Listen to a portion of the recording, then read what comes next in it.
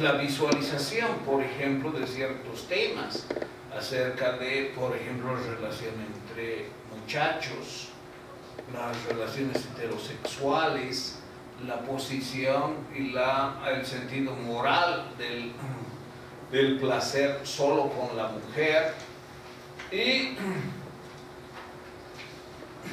la visualización también de los males desde el punto de vista médico. Hay cierta relación aquí con la medicina también y la genealogía de la medicina, como hemos visto hace un momento. Esta consolidación hasta la legalización del cristianismo, que sucede en el siglo IV, se da como preámbulo de lo que ha de ser la tecnología del yo en el cristianismo, centrada en la confesión.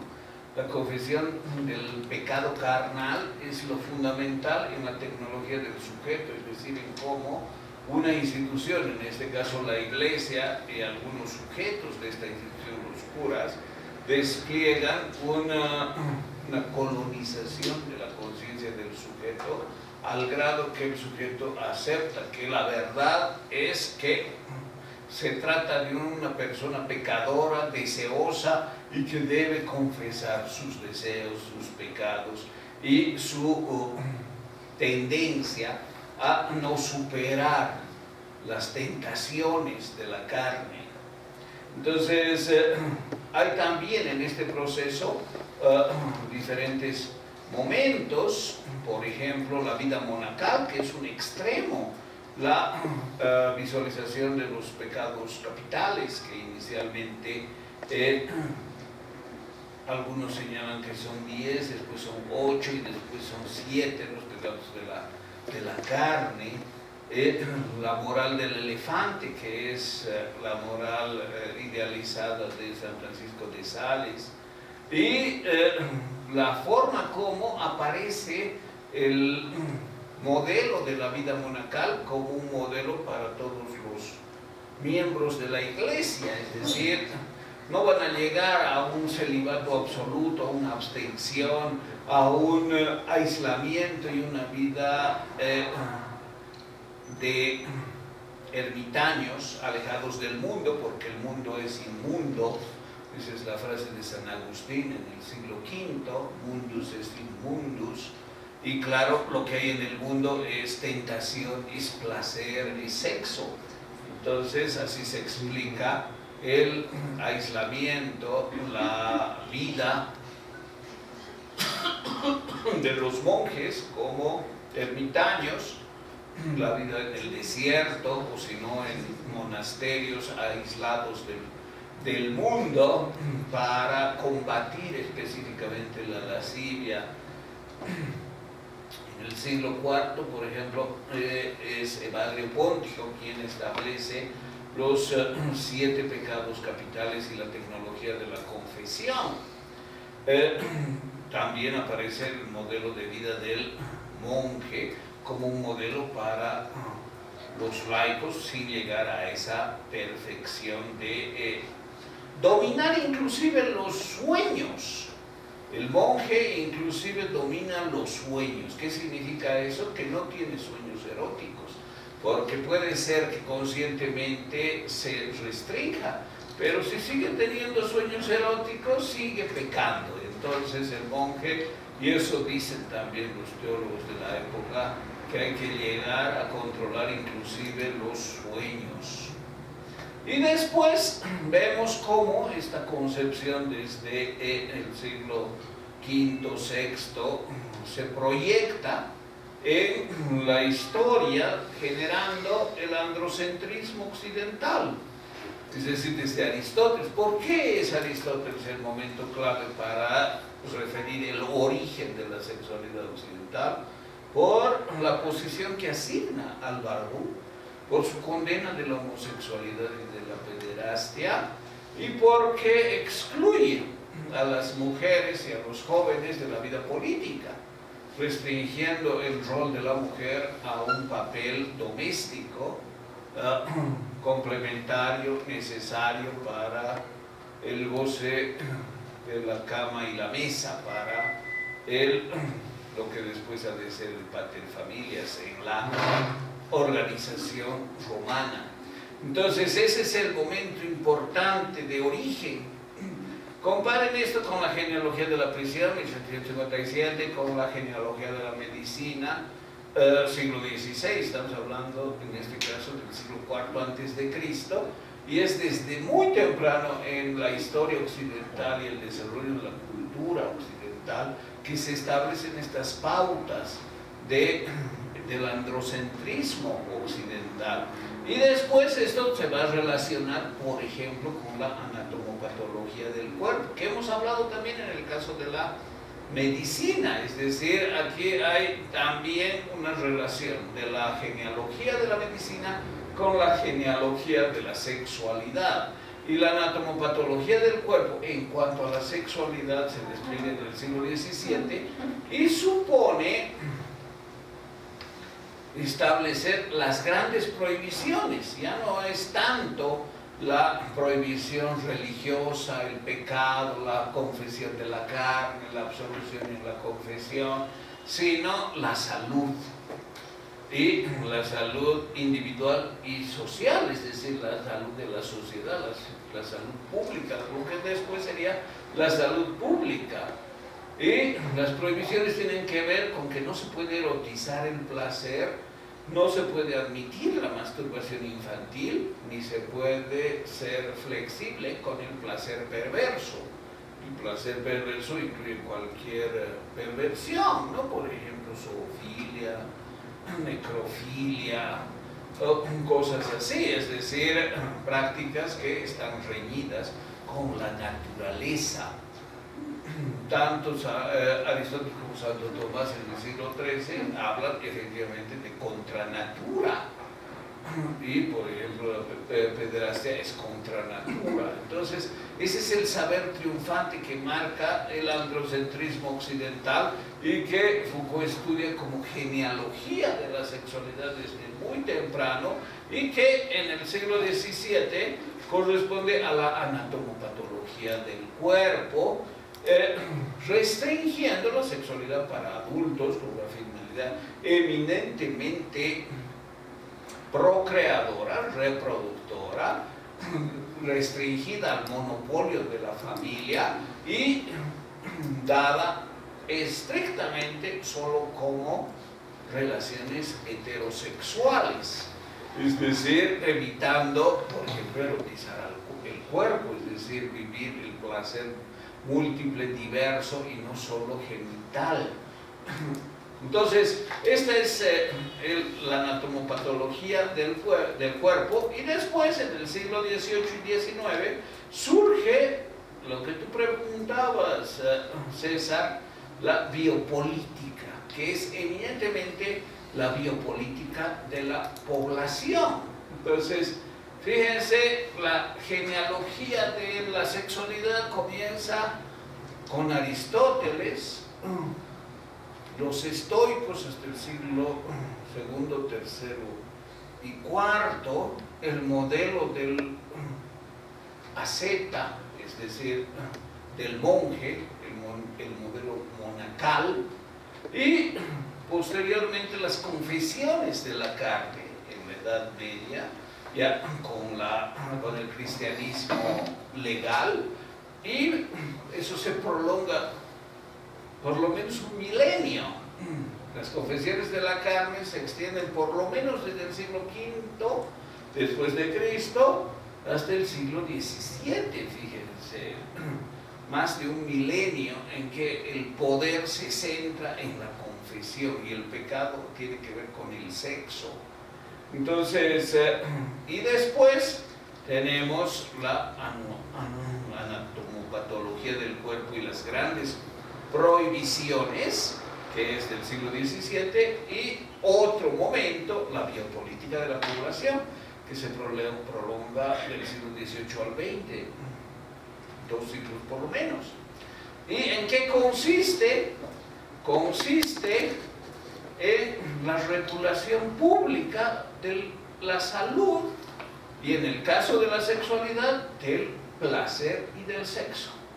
El biopoder entonces implica tanto el control macrológico como la normalización micrológica. ¿Qué significa esto? Control macrológico. Hay que desarrollar políticas para que en la sociedad no hayan catástrofes de salud. La gran catástrofe es la peste, claro. ¿Por qué? Por la poca higiene, por la falta de regulación de normas que eviten la propagación de ratas llegadas desde Oriente. Pero eso, digamos, son tareas generales. Específicamente sobre el sexo también hay un control macrológico. Por ejemplo, que las prostitutas no reproduzcan enfermedades de transmisión sexual, que tengan licencias reguladas por entidades de salud que las habiliten para ejercer su oficio. Y normas así. Ese es el control macrológico de la sociedad.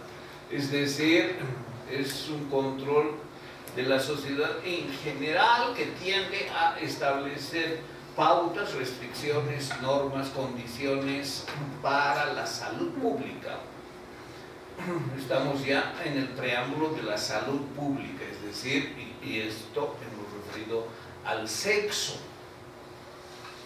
Y el biopoder, la otra dimensión, supone la normalización micrológica. ¿Qué significa eso?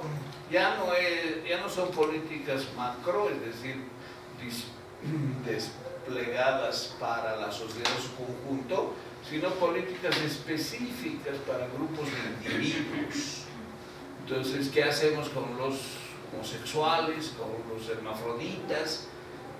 Hay que, restringirles, pero lo más importante no son esas minorías, sino es la disciplina del individuo. Esto también se relaciona con la disciplina. Fíjense, la normalización micrológica del individuo en primer lugar supone la disciplina.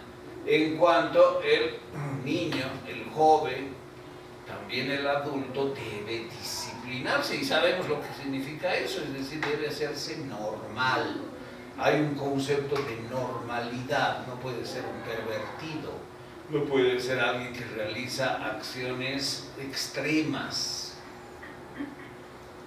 Y así también surge el saber triunfante sobre las necesidades del sexo, es decir, la necesidad de regular el sexo, de ejercer biopoder. Ahí aparece, y esto se prolonga hasta Freud, curiosamente, que concibe a la mujer como un cuerpo saturado de sexualidad, y por lo tanto la histeria como la falta de satisfacción sexual que termina en acciones violentas. Esto desde el siglo XVIII hasta el siglo XIX, hasta el siglo XX inclusive. Hay este saber triunfante de histerización del cuerpo de la mujer, de pedagogización del sexo del niño. Hay que enseñarle que masturbarse está mal, no se puede tolerar esa actitud, y tiene que educarse, normalizarse, seguir una pedagogía de control. Después hay que mostrar a la sociedad que debe reproducirse, las familias deben tener hijos, los padres y madres deben procrear, tienen una función de procreación para la reproducción de la sociedad, la cultura, los valores. Y también aparece la psiquiatrización del placer perverso, es decir, el pervertido es un anormal, y como anormal debe ser tratado por la psiquiatría, ¿no? Inclusive de manera violenta o química, con drogas.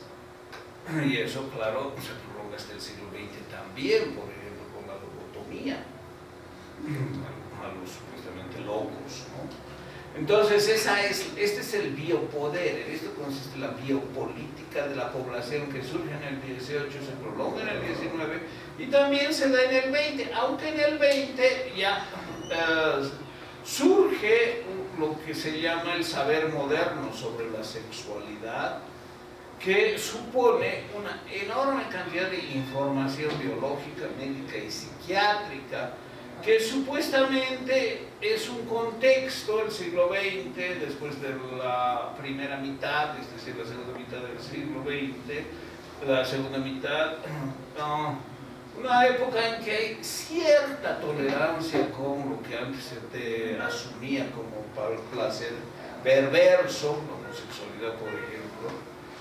Bueno, el mismo Foucault, como hemos visto, estuvo en Castro, este barrio, esta calle de San Francisco, con prácticas SM y con incluso drogas alucinógenas en el Cañón del Colorado, etc. No sé, con su biógrafo James Miller. Entonces, el saber moderno con su relativa permisividad es la convergencia de este proceso de genealogía de la sexualidad desde Aristóteles y que también incorpora el biopoder, es decir, por permitir que sea una sociedad, si se detecta alguna forma de, por ejemplo, una peste, la autoridad la tiene el facultativo, el médico, más que el militar inclusive.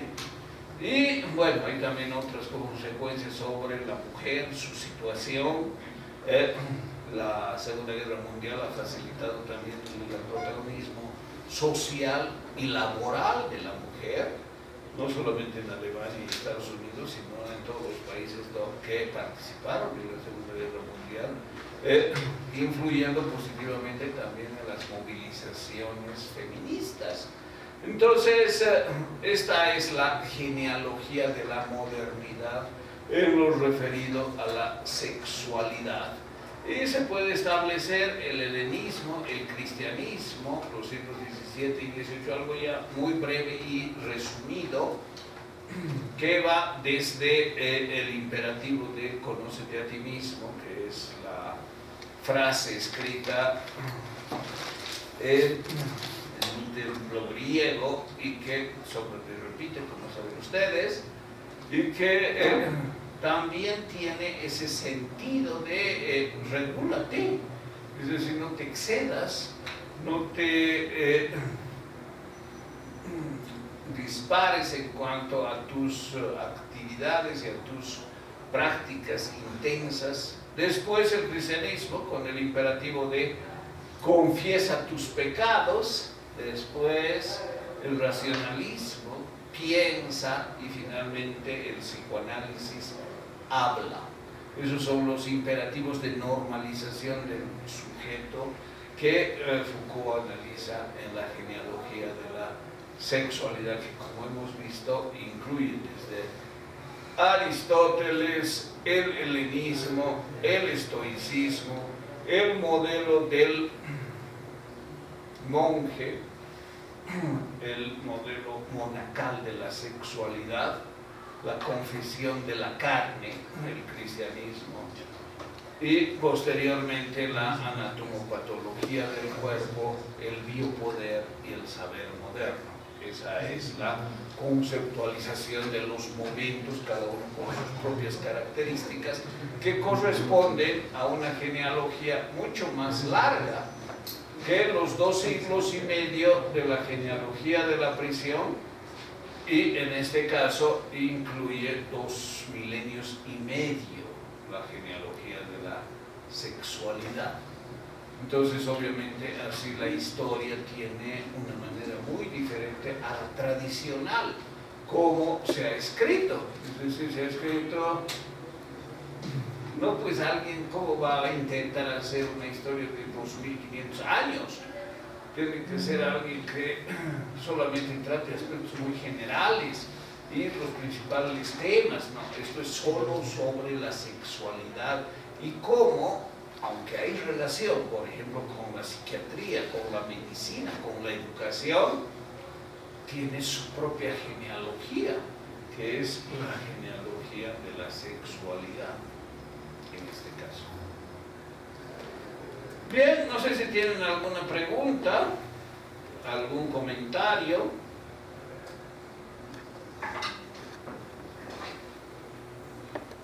Por si acaso, estas diapositivas también están en el disco.